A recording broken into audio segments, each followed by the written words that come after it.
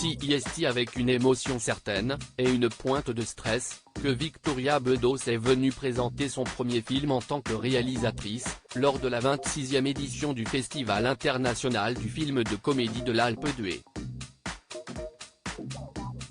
Le 17 janvier 2023, la jeune cinéaste de 37 ans a effectivement projeté, à la grande salle du Palais, La plus belle pour aller danser, qui est en compétition, et dans lequel on retrouve avec bonheur Philippe Catherine, Pierre Richard, Firmin Richard ou encore Guy Marchand.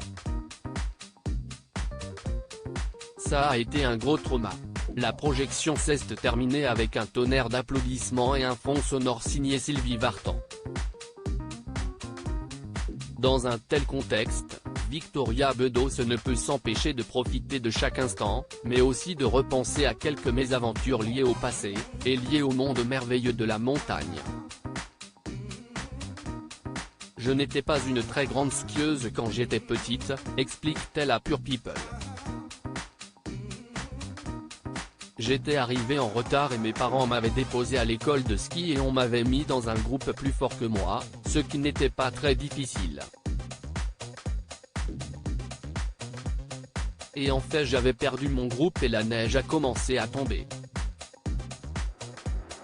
J'ai perdu totalement tout point de repère. Et je me suis dit que j'allais mourir. Précisément. Et là, je me suis retrouvé sur une piste noire que je ne pouvais absolument pas dévaler avec les skis.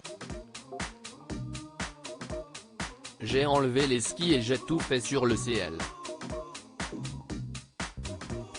Et ça a été un gros trauma. Elle porte tout le film sur ses épaules, la plus belle pour aller danser. Dans le film, CIST la jeune Brune Moulin, qui captive les téléspectateurs avec ce tout premier rôle dans sa carrière, mais certainement pas le dernier. Elle porte tout le film sur ses épaules, rappelle Victoria Bedos. Pour découvrir cette comédie rafraîchissante, qui joue avec les genres, les âges et les méandres de l'adolescence, rendez-vous au cinéma, en salle obscure, dès le 19 avril 2023. Propos recueillis par Johan Turi. Toute reproduction interdite sans la mention de Pure People. Com.